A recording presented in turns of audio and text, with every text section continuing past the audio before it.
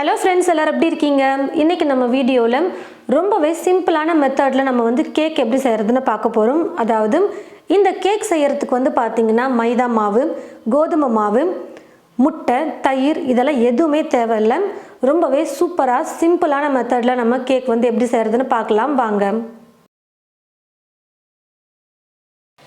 ஒரு பவுலில் அரை கப் அளவுக்கு பொடி பண்ண சர்க்கரையை சேர்த்துக்கிறேன். சர்க்கரையை மிக்சியில் போட்டு நல்லா நைஸாக பவுடராக அரைச்சிக்கிட்டு அதுக்கப்புறமா அளந்துக்கோங்க, கரெக்டாக இருக்கும். அரை கப் சர்க்கரையை சேர்த்ததுக்கப்புறமா கூடவே 1/4 கப் அளவுக்கு எண்ணெய் சேர்த்துக்க. ரீஃபைண்ட் ஆயில் எது வேணாலும் நீங்கள் சேர்த்துக்கோங்க. ஃப்ளேவருக்காக அரை டீஸ்பூன் வெண்ணிலா எசன்ஸ் சேர்த்துக்கிறேன். இது ஆப்ஷனல் தான், உங்கள்கிட்ட இல்லைன்னா பரவாயில்ல, நீங்கள் ஸ்கிப் பண்ணிக்கோங்க. ஆனால் சின்னதாக ஒரு பாட்டில் மட்டும் நீங்கள் வாங்கி வச்சுக்கிட்டிங்கன்னா கேக் செய்கிறதுக்கு ரொம்பவே யூஸ்ஃபுல்லாக இருக்கும். இப்போ இது எல்லாத்தையும் சேர்த்து நல்லா கலந்து கொடுத்துக்கலாம். ஒரு 2 நிமிஷத்துக்கு நல்லா மிக்ஸ் பண்ணால் போதும்.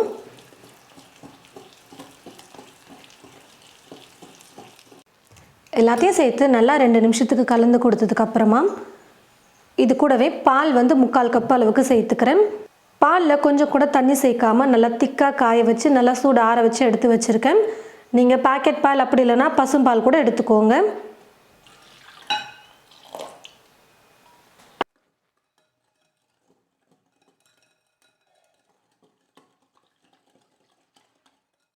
பாலை சேர்த்துட்டு நல்லா கலந்து கொடுத்ததுக்கப்புறமா அரை கப் அளவுக்கு ரவையை சேர்த்துக்கிறேன். வறுத்த ரவை, வறுக்காத ரவை எது வேணாலும் நீங்கள் சேர்த்துக்கோங்க.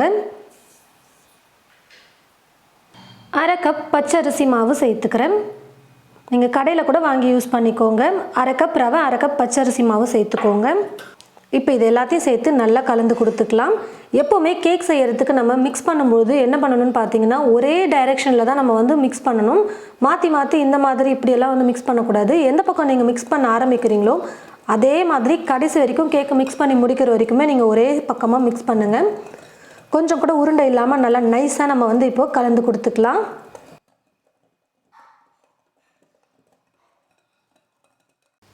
எல்லாத்தையும் சேர்த்து உருண்டைகள் இல்லாமல் நல்லா கலந்து கொடுத்தாச்சு. இப்போ ஒரு பிளேட் போட்டு மூடி வச்சிடலாம். ஒரு 20 நிமிஷத்துக்கு அப்படியே நல்லா ஊறட்டும். ரவை நல்லா ஊறினா தான் கேக் நல்லா சூப்பராக ஸ்பாஞ்சியாக நமக்கு கிடைக்கும். கேக் ட்ரே எடுத்து வச்சுருக்கேன். இப்போ நான் இந்த ட்ரேயில் ஃபஸ்ட்டு நம்ம எண்ணெயை நல்லா தடவி விட்டுக்கலாம்.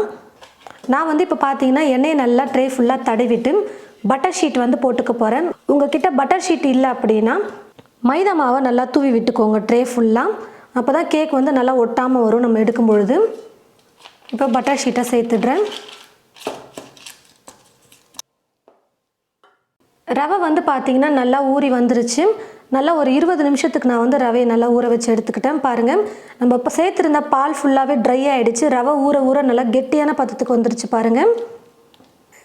இப்போ இது கூட 1 டீஸ்பூன் அளவுக்கு நான் பேக்கிங் பவுடர் சேர்த்துக்கிறேன். ஒரு வேளை உருண்டை கட்டி இருந்ததுன்னா உருண்டைகளாக நம்ம சேர்க்கக்கூடாது. அதனால் இந்த மாதிரி ஒரு வடிகரண்டியில் போட்டு நம்ம சேர்த்துக்கிட்டு சலிச்சுட்டு சேர்த்துக்கலாம். கூடவே 1/4 டீஸ்பூன் அளவுக்கு பேக்கிங் சோடா சேர்த்துக்கிறேன். அதாவது சமையல் சோடா சேர்த்துக்கிறேன்.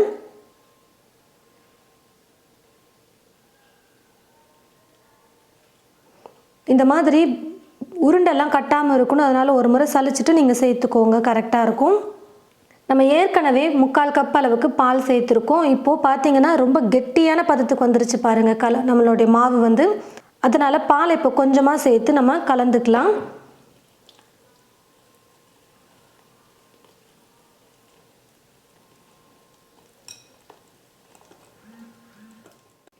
பேக்கிங் பவுடர், பேக்கிங் சோடா, பால் எல்லாம் சேர்த்து நல்லா கலந்து கொடுத்தாச்சு. இந்த பதத்துக்கு நம்ம ரெடி பண்ண இந்த கலவை இருந்தால் கரெக்டாக இருக்கும். இப்போது ரெடி பண்ணி வச்சுருக்கிற இந்த கேக் ட்ரேயில் நம்ம இந்த மாவை சேர்த்துடலாம்.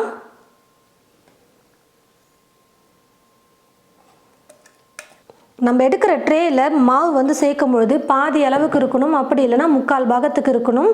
ஃபுல்லாக நம்ம ஊற்றக்கூடாது. கொஞ்சம் லைட்டாக நம்ம தட்டிக்கலாம்.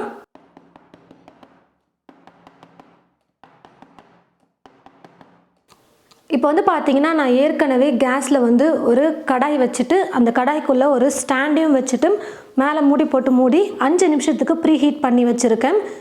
நல்லா ஒரு 5 நிமிஷத்துக்கு ஸ்டவ்வை மீடியம் ஃப்ளேமில் வச்சுக்கிட்டு இந்த கடாயை சூடு பண்ணிக்கோங்க. அதுக்கப்புறமா கேக் ட்ரேவை நீங்கள் இதுக்குள்ளே வைக்கணும். இந்த மாதிரி ஸ்டாண்ட் இல்லைன்னா பரவாயில்ல, நீங்கள் ஒரு பிளேட் இல்லை ஒரு கப்பு வந்து கீழே வச்சுட்டு அதுக்கு மேலே கூட நீங்கள் வச்சுக்கலாம். அப்படி இல்லைனாலும் பரவாயில்ல. மணல் இருந்ததுன்னா மணல் போட்டு அதுக்கு மேலே நம்ம கேக் ட்ரே வச்சுக்கலாம்.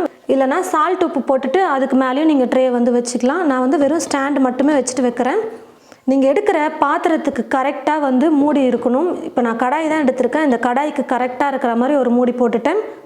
இந்த மாதிரி கண்ணாடி லிட் எடுக்கும்பொழுது வந்து பார்த்தீங்கன்னா இங்கே ஒரு ஹோல்ஸ் இருக்கும். அதை வந்து ஒரு பேப்பர் வச்சு அடைச்சிருங்க.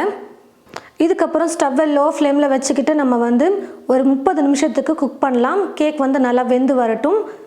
முக்கியமாக கேக் வெந்துருச்சான்னு சொல்லிட்டு நீங்கள் அப்பப்போ இந்த மூடியை ஓப்பன் பண்ணி பார்க்கக்கூடாது. அப்படி அப்பப்போ நீங்கள் மூடியை ஓப்பன் பண்ணி பார்க்கும்பொழுது என்ன ஆகும்னு பார்த்தீங்கன்னா கேக் வந்து கரெக்டாக வெந்து வராது. கரெக்டாக ஒரு 30 நிமிஷத்துக்கு குக் பண்ணிவிட்டு அதுக்கப்புறமா வந்து நம்ம ஒரு முறை செக் பண்ணிக்கலாம். பாருங்கள் ஃப்ரெண்ட்ஸ், நான் வந்து 30 நிமிஷம் கேக் வந்து குக் பண்ணேன். கொஞ்சம் லைட்டாக நடுவில் மட்டும் வேகாமல் இருந்தது. திரும்ப எக்ஸ்ட்ரா ஒரு 10 நிமிஷம் குக் பண்ணதில் ஃபுல்லாகவே கேக் வந்து நல்லா வெந்து வந்துருச்சு. மொத்தமாக எனக்கு கேக் வேகிறதுக்கு 40 நிமிஷம் டைம் எடுத்துக்கிச்சு. கொஞ்சம் கூட இந்த குச்சியில் வந்து ஒட்டாமல் இருக்கணும் மாவு. அப்போ தான் கேக் வெந்திருக்குன்னு அர்த்தம். பாருங்கள், கொஞ்சம் கூட ஒட்டவே இல்லை. இப்போ நான் ஸ்டவ் ஆஃப் பண்ணிட்டேன். இந்த கேக் ட்ரேவை மட்டும் தனியாக எடுத்து நம்ம வச்சிடலாம். நல்லா சூடு வந்து ஃபுல்லாக ஆறுனதுக்கு அப்புறமா நம்ம வந்து எடுத்தோம்னா ஈஸியாக கேக் வந்து முழுசாக நமக்கு வரும். கேக் வந்து பார்த்தீங்கன்னா நல்லா சூடு ஆறி வந்துருச்சு. இப்போ கத்தி வச்சு இந்த ஓரங்களை மட்டும் லைட்டாக எடுத்து விட்டுட்டோம்னா போதும். போட்டிருந்த இந்த பட்டர் ஷீட்டை மட்டும் இப்போ எடுத்துடலாம். கேக் வந்து நல்லாவே சூப்பராக ஸ்பாஞ்சியாக வந்திருக்கு. நான் வந்து பார்த்தீங்கன்னா எல்லா பொருளையும் கம்மியாக தான் நான் சேர்த்துருக்கேன். அதனால் கேக் வந்து நமக்கு சின்னதாக வந்திருக்கு பாருங்கள். ஒரு கப் அளவுக்கு நீங்கள் எடுத்துக்கிட்டிங்கன்னா அரிசி மாவு ரவையெல்லாம் நீங்கள் எடுத்துக்கிட்டிங்கன்னா உங்களுக்கு பெரிய சைஸ் கேக் கிடைக்கும். வீட்டில் யாருக்காவது பிறந்த நாள் அப்படின்னா கூட நீங்கள் க்ரீம்லாம் அப்ளை பண்ணி கேக் செஞ்சுக்கலாம். இப்போ நம்ம வந்து ப்ளைனாக வந்து சின்னதாக நான் வந்து கேக் பண்ணியிருக்கேன்.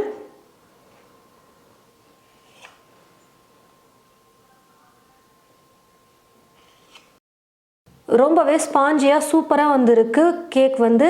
நம்ம மைதா மாவு கோதுமை மாவு எதுவுமே சேர்க்கல, அப்புறம் முட்டை தயிர் இதெல்லாம் எதுவுமே சேர்க்காம ரொம்ப சிம்பிளாக ப்ளைனாக நம்ம வந்து ஈஸியாக அரிசி மாவு ரவை இருந்தாலே போதும் கேக் வந்து ட்ரை பண்ணிடலாம். அவ்வளோ சூப்பராக வந்திருக்கு. பாருங்கள் எவ்வளோ சாஃப்டாக வந்திருக்கு கேக். சாப்பிடவே அவ்வளோ நல்லா டேஸ்டியாக இருக்கும். நீங்களும் இது போல் உங்களுடைய வீட்டில் கேக் வந்து ட்ரை பண்ணி பாருங்கள். ரொம்ப சிம்பிளான மெத்தட் தான், சீக்கிரமாக செஞ்சிடலாம். ட்ரை பண்ணி பார்த்துட்டு எப்படி இருக்குன்னு சொல்லிட்டு மறக்காமல் கமெண்ட் பாக்ஸில் வந்து கமெண்ட் பண்ணுங்கள். இந்த வீடியோவை மற்றவங்களுக்கும் ஷேர் பண்ணுங்கள். இது போல் நிறைய ரெசிபீஸ் பார்க்க தமிழ் ஃபுட் மசாலா சேனலை மறக்காமல் சப்ஸ்கிரைப் பண்ணிக்கோங்க. கூடவே பக்கத்தில் இருக்கிற பெல் ஐக்கானை கிளிக் பண்ண மறந்துடாதீங்க. தேங்க்யூ.